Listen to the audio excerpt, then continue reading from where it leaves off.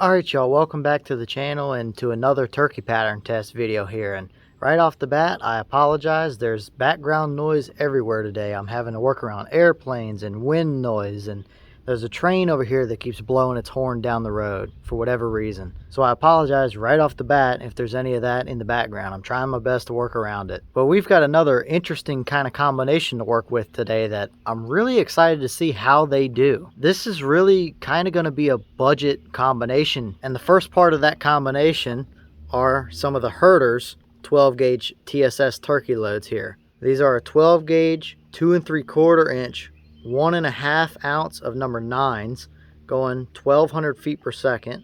But we're going to test that since I do have the chronograph out here today and see how close the box is to being correct when it comes to velocity. I've said it before and I'll say it again. A lot of these ammo companies, especially the ones you find in the big box stores, put a number on their box for velocity that a lot of us will not see with our average normal day-to-day setups. So I'm really curious to see how close a box of shells like this will get to the box velocity. But moving on to the second part of our setup, we've got the Remington 1187 Premier out here again, but we've got the TRUGLO Gobble-Stopper Xtreme.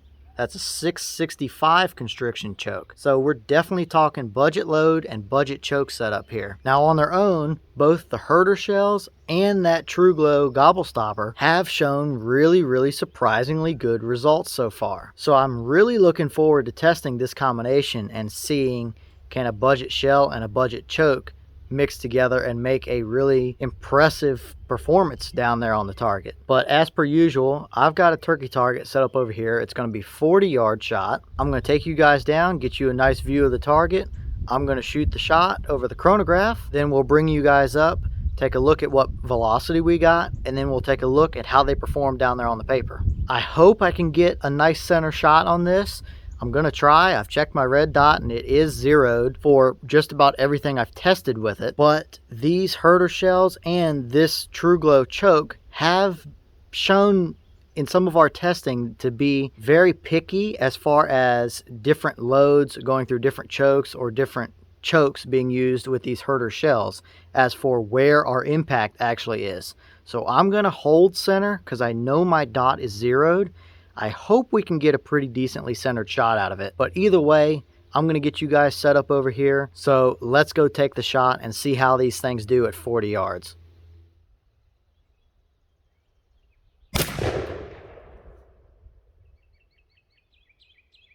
Alright, so that Herter shell gave us 1303 for a velocity. That's 103 feet per second faster than what the box has printed on it, which is pretty impressive. So that stuff's definitely moving on out. Alright y'all, so this is what we got out of that budget Herters and TRUGLO choke. Now, to be flat out, that is a nasty pattern right there. Unfortunately, we were just a touch to the left there. I was hoping we would get a nice centered shot because I had a feeling this was going to be a good one. But once again, those Herter shells and that Gobble-Stopper choke, they just seem to be a little bit more picky about different combinations of chokes and shells being used and where your impact is versus where you're zeroed, which is a good example of why you should always check your choke with the load you're going to use before you take it out hunting. But either way, as you can clearly see, you cannot argue with that kind of performance at all. That core area right there is extremely hot. You have a straight up softball sized wad of shot going down range right there. But as you can see, this turkey is still dead. So it does give you leeway, but man, that is a hot core to that pattern.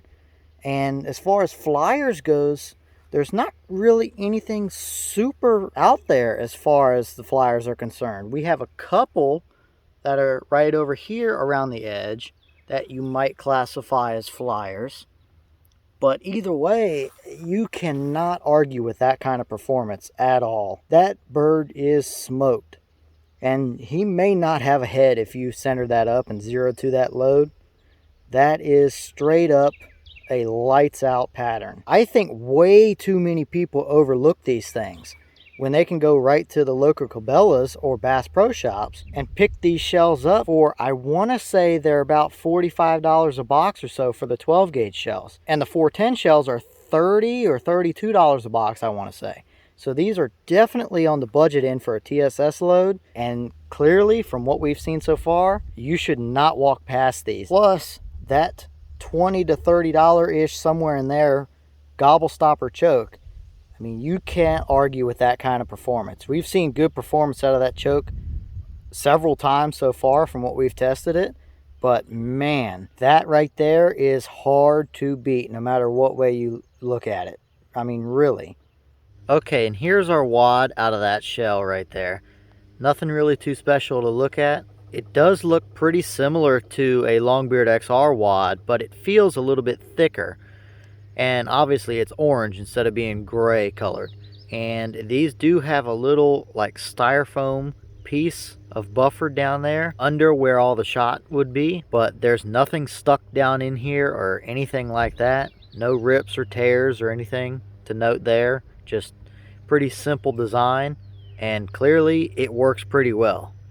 All right, y'all, well, what do you think about that? That is a lights out pattern no matter what way you look at it right there. Whoever's in charge of the Herters division over at Winchester has got something figured out for sure. But what do y'all think about that? Is that too hot of a pattern for you? For me, I really like that pattern. It's nice and tight, but you still have that little bit more leeway if you were to need it. For a budget shell and a really budget choke, we can't argue with that kind of performance. But either way, do you guys like me mixing in some of these turkey pattern tests throughout the summer and stuff, even though we're testing other things and it's not turkey season?